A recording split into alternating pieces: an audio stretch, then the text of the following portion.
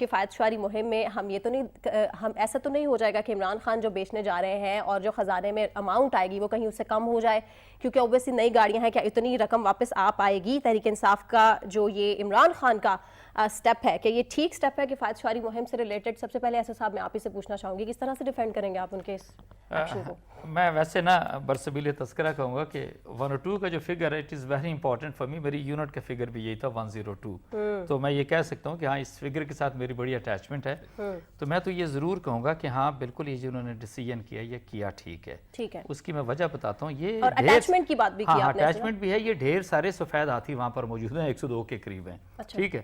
اب یہ دیکھنے کی بات ہے. اچھا یہ بھی میں کہوں گا آپ سے کہ اس کے اندر 93 کی 95 ماڈل کی 2004 5 6 کی مختلف طرح کی گاڑیاں موجود ہیں. آپ اور کچھ بھی نہ کریں، اگر آپ کے پاس BMW موجود ہیں، مرسیڈیز موجود ہیں، اس کے بعد لینڈ کروزرز موجود ہیں، آپ صرف ان کی اگر رننگ کاسٹ یا مینٹیننس کاسٹ کا اگر آپ اندازہ لگا لیں، اٹ از سچی بات ہے بڑا ہائی ہے. اور یہ جب آپ میں یہ کہوں گا کہ بینگ اے پرائم منسٹر، جب وہ دیکھیں نا ایک پریزیڈنس سیٹ کرنے کی بات ہوتی ہے.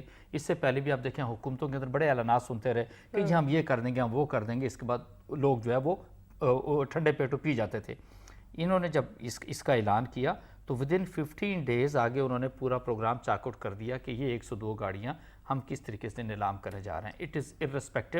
یہ وہ قیمت تو سٹلی آپ کو نہیں ملے گی. 93 کی گاڑی ہے، مرسیڈیز ہے، S600 ہے، 500 ہے، وہ کیسے اس ٹائم کی آپ کو قیمت وہ دے سکتی ہے. بٹ یہ بھی تو آپ دیکھ لینا کہ اگر کوئی گاڑی آپ کے پاس کو آلموسٹ 25 سال پرانی مرسیڈیز کی کھڑی ہے، still you want to make it running, تو اس کی ایک مطلب ہے کہ ریکرنگ ایکسپینڈیچرز اس کے اوپر بہت زیادہ آ رہے ہیں. یہ سارا کچھ آتا ہے. تو میں یہ ضرور کہتا ہوں کہ جو بیئر منیمم گاڑیاں ہیں ڈیفینیٹلی ان کو چھوڑ کے جو ضروری ہیں اس سے ہٹ کے میں سمجھتا ہوں کہ کوئی ایڈیشنل گاڑیوں کی بالکل کوئی ضرورت نہیں ہے پی ایم سیکریٹریٹ کے اندر. اور اگر انہوں نے یہ ڈیسیژن اس کے اوپر کیا ہے، میں پھر ایک چیز یہ کہوں گا یہ بڑا سگنیفیکنٹ ہے. بیکاز اگر ایک ملک کا پرائم منسٹر یہ اتنا میجر ڈیسیژن لیتا ہے تو آپ بتائیں نا کہ نیچے تک میسج کیا جاتا ہے. So that